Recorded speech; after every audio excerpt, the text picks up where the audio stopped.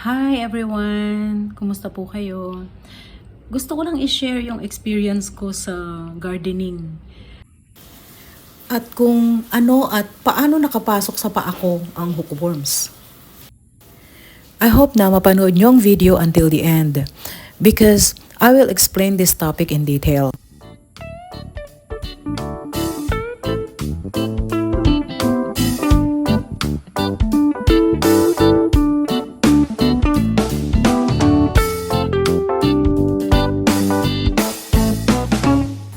During my live stream, nagulat ako at wala akong suot na gloves. Oh my God. Nalimutan ko yung guantes ko. Natakot ako bigla kasi wala akong suot na gloves. Alam nyo bang may nangyari? Ang dapat pag nag-touch talaga tayo ng soil, kailangan talagang naka-gloves o kaya naka-boots kung pupunta sa ground. Kasi, ang laki ng chance na pwede tayong pasukan ng mga uod. Napasukan ako ng uod. Si-share ko yan sa inyo. Para awareness na din.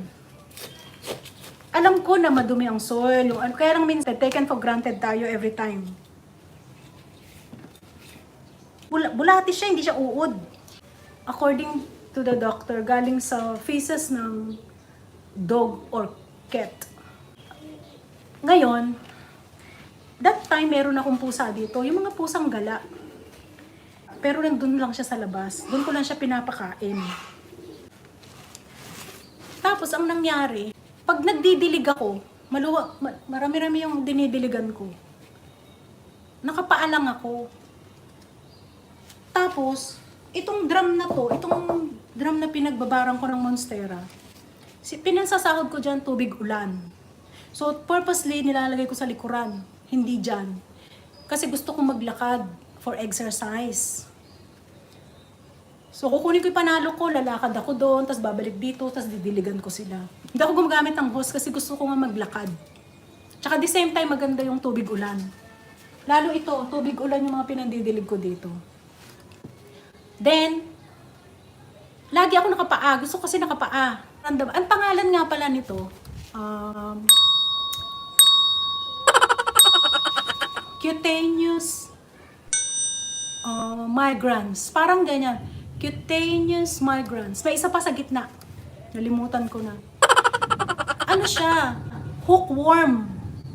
Hookworm na galing sa dumi ng aso o pusa. Tapos,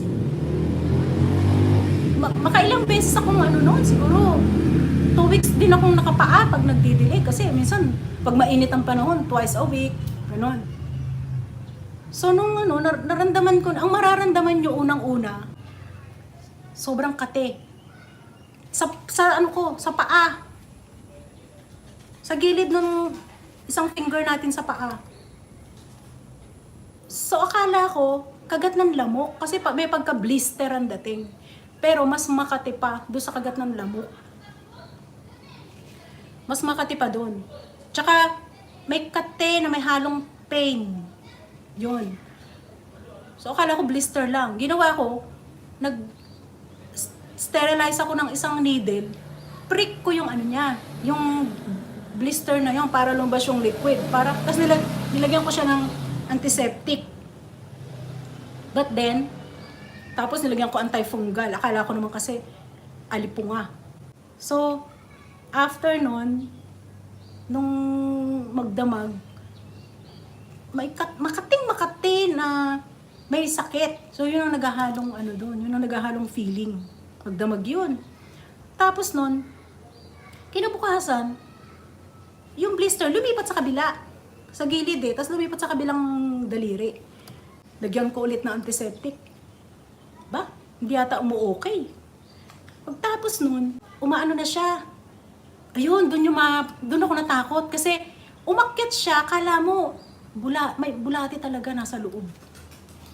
Hindi naman siya malaking bulate. Hookworm. Kung mag-google nyo siya, kaya sinabi siyang hookworm. Nakaganon siya, pag ganon. Nakahook nga siya Kahook. Maliliit lang sila. So, Nung na-feel ko na ganon, hindi na to blister. Kasi pag pinrest ko siya, hindi ko siya ma-prick. Matigas. Medyo matigas pero masakit. So, paano ko piprick yun? Masakit. Paano ko susundutin kung masakit? Pagkatapos nun, punta na ako sa doktor. Ayun, inano niya nga. Nakita niya. Tapos pinabasa niya agad sa akin kung ano yun. Kakilabot din. Isipin mo may hookworm sa loob ng paa. Oh. Pagkatapos nun, sabi ng doktor, kung hindi ko dadalhin sa kanya yun, kung hindi ko magagamot, mabilis ang pag ano niya, talagang lalakad siya. Kasi ang explanation niya, kapag daw hookworm, dalawang klase ang hookworm. Galing sa animal, cats and dogs, at galing sa tao. Yung hookworm na galing sa tao, pag pumasok yun sa katawan natin, yung dumi ng tao yung dumi ng tao na may hookworm, na may eggs, tas naging pagkapisa nun, hookworm na nga yun. Yun daw, pag yun ang pumasok sa tao, didiretso sa bituka. Kaya nagkakaroon ng mga sakit sa tiyan dahil dyan sa mga worm na yan. Pero pag galing sa pusa at saka sa aso, yung hookworm, dun lang, kung saan lang sila pumasok, dun lang. Unfortunately, dun nga sa daliri ko, dun pumasok. So, dun siya nag-i-spread. Ngayon, ang spread niya, gaano kabilis?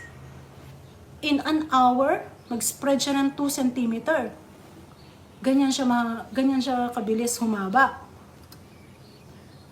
Tapos, ang binigay sa aking treatment, yung pampurga, deworms. Actually, chewable siya. Parang pambata. Chewable siya. Sa isang sachet, 2. So, isang araw, inumin yun. So, 5 sachet yun. So, ibig sabihin 5 days. Ngayon, ininom ko today. Kahapon, umaandar pa din, umahaba pa din.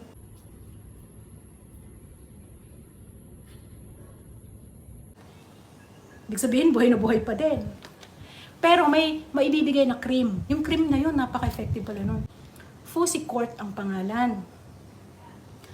Fusicort cream, nung ginugal ko siya, napaka-effective niya. Yun nga lang, hindi ka nakakabili ng over-the-counter ng cream na yun. Ibig sabihin, very strong yung cream. So yun, pinapahid ko yun. Tapos, sabay inom nung deworms. Tapos nun, second day, yan pa rin. Diyan pa rin. Nung third day, nafe-feel ko, medyo natitigok-tigok na siya. Kasi, hindi na kumalat. Stop na siya dun. Tapos yung mga earlier na pinagdaanan, nag-flatten na. But, the end of it, medyo bulky pa siya. Ibig sabihin, nandun pa siya. Buhay pa. Sige, inom pa rin. So, true enough, after 5 days,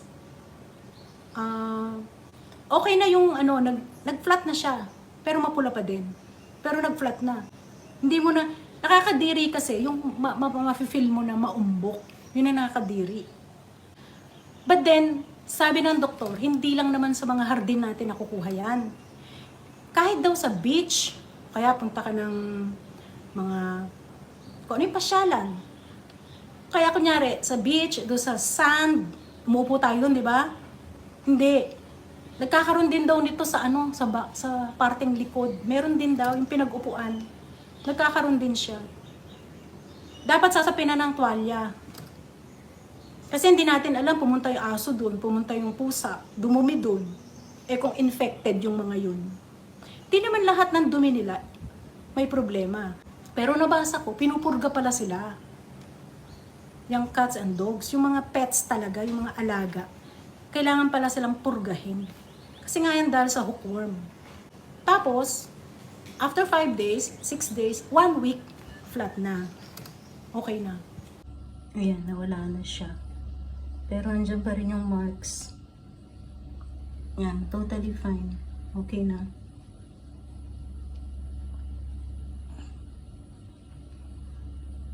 Actually, dati may bulgy, yung maumbok siya. Pero ngayon, totally flat na.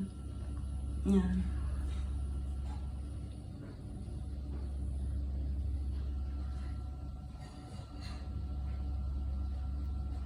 Kaya yung mga plantita, kaya ngayon di na ako dati daring pa ako, hawak-hawak, ano. Pero nagga-gloves din naman ako. Pero pag wala talagang time o natatamad ako minsan, pero ngayon di na. Pupunta lang ako sa likuran, todo ano pa ako, tsinelas, makapal-kapal pa. Meron akong bota. Yun nga lang, minsan nakakatamad. Gusto ko nakapaa. Mas nararamdaman ko yun. Pero ngayon takot ko lang. Kaya kapag pupunta na ako ng, magbubunot minsan ako ng damo, bota, mamimedyas pa ako. Scary talaga. Imagine, nung malaman mo na may hookworm dun sa paa, tas mararamdaman mo talaga. Kasi, kumbaga para siyang sugat, di ba may mga sugat tayo minsan na kumikirot-kirot? Ganun eh. To think na, meron ng hookworm dun, di mas grabe. Kung isipin mo lang na parang wound lang siya, okay pa eh. Eh kung alam mo talaga na may ano dun, may hookworm. Ilang taon din ako eh. Ilang taon akong on and off lang naman yung suot ko ng gloves eh. Nasampulan lang ako this time talaga. I think infected yung pusa. Kasi pusang gala eh. Pero siguro kung mga alaga naman, okay naman kasi alam niyo yung mga kinakain ng mga pusa. Eh yun kasi pupunta lang siya dyan pag oras ng kainan.